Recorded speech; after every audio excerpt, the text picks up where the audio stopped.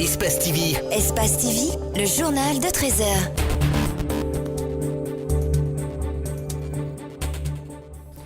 Interdiction par les mairies de Dixine et de Kaloum de la marche pacifique du Bureau politique national de RPG Arc-en-Ciel. Cette décision a été confirmée par le ministère de l'Administration du Territoire et de la Décentralisation à travers une déclaration.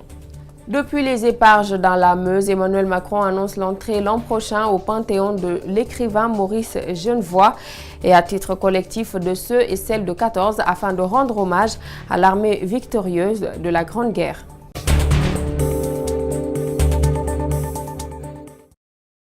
Bonsoir à tous et bienvenue dans cette édition d'information. La marche dite pacifique, projetée mercredi par le Bureau politique national du RPG Arc-en-Ciel, n'aura pas lieu. Cette interdiction de marche par les mairies de Dixine et de Kaloum est confirmée par le ministère de l'Administration du Territoire et de la Décentralisation à travers une déclaration hier mardi. Djibril Ba, Mohamed Aloussen Camara, reportage. C'est en se fondant sur le principe de la Constitution que le ministre a introduit sa déclaration interdisant la marche de la mouvance dont l'itinéraire est prévu sur l'esplanade du stade du 28 septembre, le palais du peuple en passant par le pont 8 novembre jusqu'au boulevard de la République. Cette interdiction vient renforcer l'avis des mairies de Dixine et de Kaloum. Messieurs et mesdames les secrétaires généraux des communes concernées, il s'agit notamment de la commune de Dixine et de la commune de Kaloum, ont donc répondu négativement à cette demande du RPG Arc-en-Ciel. Et nous tenons donc ici à préciser que lorsqu'une démarche ou une demande de marche est interdite, il est du devoir impérieux de chacun de s'en remettre à cela. Le bureau politique du RPG Arc-en-Ciel a voulu, par le biais de cette marche, montrer une marque de soutien aux acquis de la gouvernance d'Alpha Condé. Pour Bourema, les organisateurs ne sont pas identifiés et cela reste aussi l'une des raisons de cette interdiction. Conformément à la Constitution, les organisateurs de la marche sont les répondants en cas de dérapage. Deuxièmement, nous sommes dans une logique actuelle où tous les Guinéens, de tous les bords qu'ils soient en tout cas, les Guinéens des zones rurales comme les Guinéens des zones urbaines, en appel de tous leurs vœux à l'apaisement du climat sociopolitique dans notre pays. Je n'en voudrais pour exemple que le dernier passage de nos vénérés califes du Fouta, que les uns et les autres ont entendu à travers leurs messages très porteurs diffusés par les médias de la République. Par le passé, les marches pacifiques ont généralement toujours eu des impacts négatifs, a conclu Bourema Condé avec un air rassurant. Les femmes de l'opposition ont tenu une réunion ce mardi pour tirer les leçons de leur dernière manifestation de rue. Elles ont établi une nouvelle stratégie de protestation et envisagent de rencontrer certains départements ministériels et les forces de sécurité. Mamadou Sadio Baldé et Ibrahima Sori 5 Souma ont suivi le communiqué qui a sanctionné cette réunion. Quand les caméras sont admises dans la salle, on a trouvé des visages fermés. Un cadreur décide alors de remuer ces dames pour obtenir des sourires. Les jeunes dames profitent pour prendre des selfies.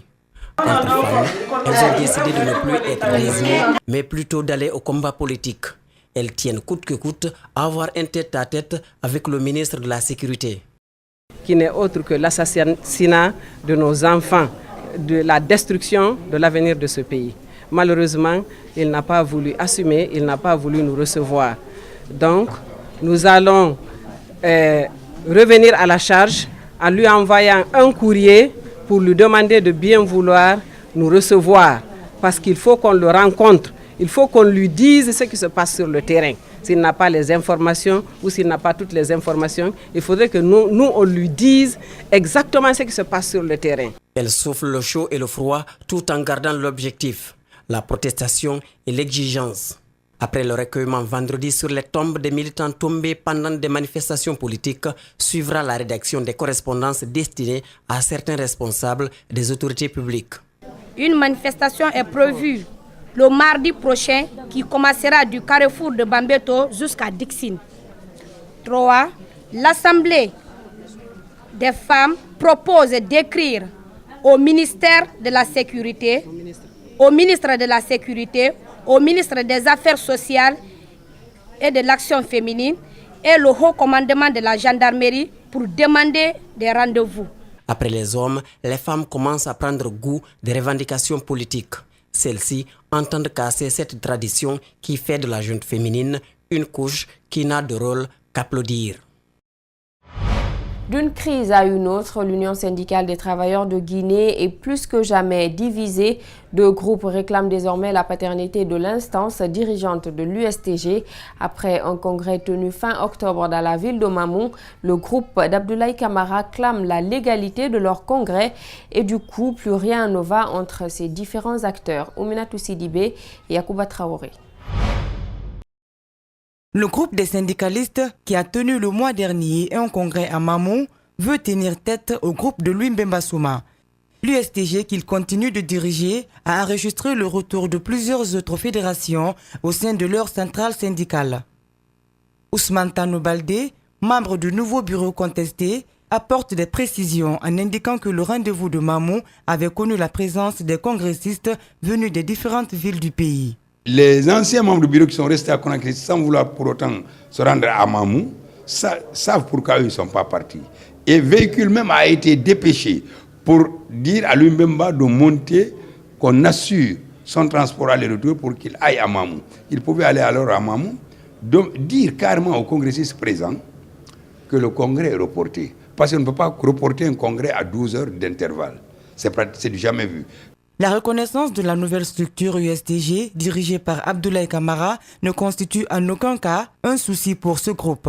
Il estime que Lumbemba Souma n'est pas légaliste. Moi, je ne cherche même pas à être reconnu par Aboubakar Souma et Lumbemba Souma.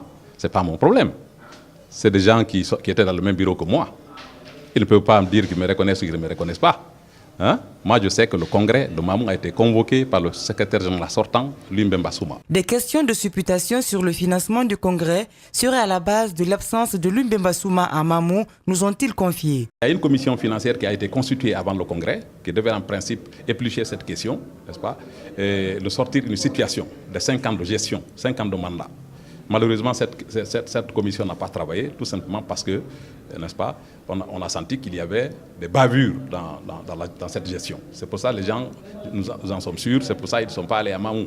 Du côté de Conakry, un autre congrès est prévu pour les 19, 20 et 21 novembre 2018. La crise persiste au sein de la centrale syndicale USTG. Séminaire de formation sur les dettes illégitimes, leur impact et les alternatives. Il connaît la participation de plusieurs membres de la société civile guinéenne et de la sous-région. Elle vise à aider les citoyens à s'imprégner des mécanismes d'annulation définitive des dettes qui n'ont aucun impact positif sur les populations. Abdourahmane Ba et Ibrahima Souma. 3 jours de formation au cours desquels se tiendra un échange sur les dettes illégitimes. Des dettes contractées sur les dos des citoyens et qui ne les servent à rien, sauf contribuer à les appauvrir. Le CADTM s'inscrit dans le cadre de l'annulation intégrale sans condition de la dette. C'est de cette dette que nous voulons parler et partager ces informations avec les acteurs de la société civile, notamment les ONG en République de Guinée. Chaque année, le Fonds monétaire international accorde du crédit aux pays africains. Mais le remboursement de ces dettes devient un sérieux défi. Cet expert malien a un regard pertinent sur les impacts de ces dettes sur la vie des populations. Cette dette contractée au nom des citoyens qui n'a pas servi à son développement, donc peut-être c'est une dette qui a fait l'objet de corruption et de détournement. Donc on ne peut pas demander aux citoyens de rembourser une dette qui n'a pas servi à son développement. Avec une 50aine de participants, ce séminaire va relever tous les facteurs qui favorisent l'accroissement illicite de ces dettes, mais aussi proposer des alternatives à prendre en compte. Il y a aussi la question de la corruption, effectivement, qu'il faut aussi régler, parce que si les contrôleurs financiers produisent leurs rapports, il y a des manques à gagner qui sont déclarés, et donc il faut les recouvrer. Ce programme vise à renforcer les synergies d'action dans la coopération Sud-Sud, afin de trouver des solutions idoines aux problèmes d'endettement de l'Afrique.